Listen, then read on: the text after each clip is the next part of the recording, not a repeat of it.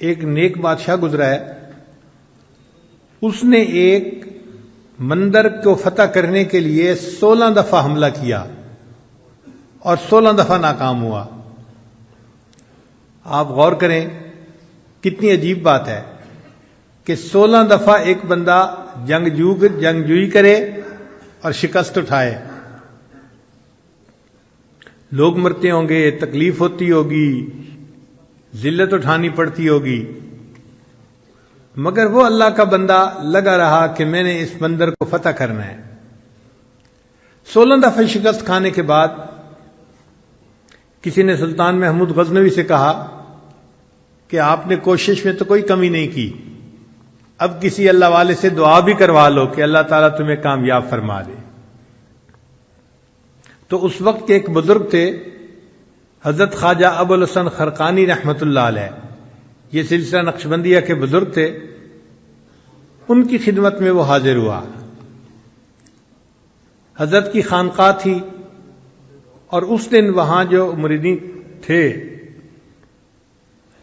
وہ صفائی کر رہے تھے، جھاڑو دے رہے تھے، مٹی اڑ رہی تھی، اور حضرت اندر کمرے میں بیٹھے ہوئے تھے اور ان کو سر کے اندر خارش محسوس ہوتی تھی۔ یہ خارش کئی مرتبہ جوؤں کی وجہ سے بھی ہوتی ہے اور کئی مرتبہ خشکی کی وجہ سے بھی ہوتی ہے۔ تو چونکہ بال لمبے لمبے تھے، زلفیں تھیں، تو حضرت نے ایک خادم کو کہا کہ بھئی سر میں دیکھو کہ یہ خارش کیوں ہو رہی ہے۔ تو وہ سر میں آپ یوں سمجھیں کہ خشکی دیکھ رہا تھا یا جوئیں تلاش کر رہا تھا۔ ایسے وقت میں سلطان محمود غزنوی وہاں پہنچا۔ ایک آدمی نے دیکھا کہ وقت کا بادشاہ آیا ہے، تو وہ بھاگا بھاگا اندر گیا کہ میں حضرت کو جا کر بتاؤں۔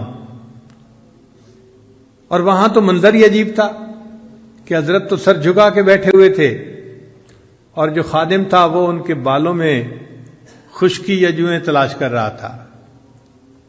تو اس نے اس خادم کو اشارہ کر کے بتایا کہ حضرت کو ملنے کے لیے بادشاہ سلامت آ رہے ہیں۔ اب اس خادم کو جب پتہ چلا کہ بادشاہ سلامت آ رہے ہیں تو اس نے حضرت کو جلدی میں کہا حضرت حضرت۔ تو حضرت اس کی طرف متوجہ ہوئے، بھئی کیا ہوا کیا ہوا؟ حضرت وہ بادشاہ سلامت آ رہے ہیں۔ حضرت نے فرمایا اوہو، میں سمجھا کوئی بڑی سی جوں تیرے ہاتھ آ گئی۔ وقت کا بادشاہ ملنے کے لیے آ رہا ہے اور ان حضرات کے دل میں دیکھیے کتنا اللہ کی محبت ہے اور دنیا کی حقارت ہے۔ وہ فرماتے ہیں کہ میں سمجھا کوئی بڑی سی جو تیرے ہاتھ آ گئی۔ اتنے میں سلطان محمود غزنوی بھی آ گیا۔ حضرت نے اس کو سلام کیا، بٹھایا اپنے پاس، تھوڑی دیر گفتگو کی۔ اب اس گفتگو کے دوران سلطان محمود غزنوی نے درہم و دینار کی بھری ہوئی ایک تھیلی ہدیے کے طور پہ پیش کی۔ تو حضرت نے سلطان محمود کو کہا کہ اس کو یہاں رکھ دیں۔ اس نے رکھ دی۔ تھوڑی دیر بعد حضرت نے اپنے خادم سے کہا کہ بھئی ہمارے پاس کھانے کی کوئی چیز ہے؟ ایک خشک روٹی کا ٹکڑا تھا۔ اس نے کہا جی کہ وہ خشک روٹی کا ٹکڑا ہے۔ فرمایا لے آؤ۔ جب وہ لے آیا تو آپ نے بادشاہ کو پیش کی کہ آپ کھائیے۔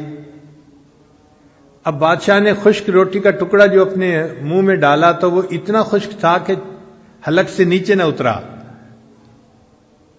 تو پانی پینے کی ضرورت محسوس ہوئی۔ تو حضرت نے اس سے کہا کہ لگتا ہے کہ یہ خشک ٹکڑا نیچے گلے سے اتر نہیں رہا۔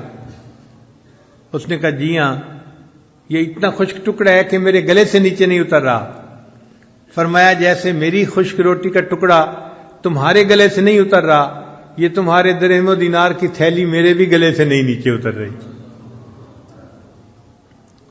تو بادشاہ نے محسوس کیا کہ واقعی ان کو کوئی درہم و دینار کی ضرورت نہیں، یہ استغنا کے ساتھ اللہ کی یاد کرنے والے لوگ ہیں۔ اس نے کہا کہ حضرت اب میں مقصد بتاتا ہوں جس کے لیے حاضر ہوا، کہ میں ایک مندر کو فتح کرنے کے لیے 16 دفعہ حملہ کر چکا ہوں مگر میں ہر دفعہ ناکام ہوا۔ اب ایک مرتبہ پھر حملہ کرنے کا ارادہ ہے، تو دعا کروانے آیا ہوں کہ آپ دعا کر دیجئے کہ اللہ مسلمانوں کو کامیاب کر دے۔ تو خواجہ ابوالحسن خرقانی رحمۃ اللہ علیہ نے ایک جبہ اپنا پڑا تھا پاس، وہ اٹھا کے دے دیا، فرمایا کہ بھئی یہ جبہ ساتھ لے جاؤ، اور جب تم مشکل وقت میں ہو تو یہ جبے کو سامنے رکھ کے 2 رکعت نفل اللہ کے سامنے پڑھو اور یہ دعا مانگو، یا اللہ اگر اس جبے والے کا کوئی مقام تیری نگاہوں میں ہے تو میرے اس معاملے میں میری مدد فرما دیجئے۔ تم دعا کرو گے اللہ قبول فرما لیں گے۔ تو سلطان محمود غزنوی بڑا خوش ہو گیا، واپس آیا۔ اب اس نے 17ویں دفعہ حملہ کیا۔ یہ منظر ایسا تھا کہ جب اس پر حملہ کیا جاتا تھا تو ہندوؤں کی مدد کے لیے اور بھی بہت سے لوگ آ جاتے تھے، مسلمان تھوڑے ہوتے تھے، مخالف زیادہ ہوتے تھے، تو مسلمان فتح نہیں حاصل کر پاتے تھے۔ اب جب 17ویں دفعہ لڑائی ہوئی تو معاملہ پھر اسی طرح کے مسلمانوں کے قدم پیچھے ہٹنے لگے، کمزوری دکھانے لگے۔ جب سلطان محمود نے دیکھا تو اس نے 2 رکعت نفل پڑھ کے اور وہ جبہ اپنی گود میں رکھ کے دعا مانگی کہ یا اللہ اگر اس جبے والے کا تیرے ہاں کوئی مرتبہ ہے تو تو اس کی برکت سے اے اللہ مجھے فتح عطا فرما دے۔ ایسا پانسا پلٹا کہ تھوڑی دیر میں اللہ نے مسلمانوں کو فتح عطا فرما دی۔ تو سلطان محمود غزنوی سومنات کے قلعے کا فاتح بن گیا۔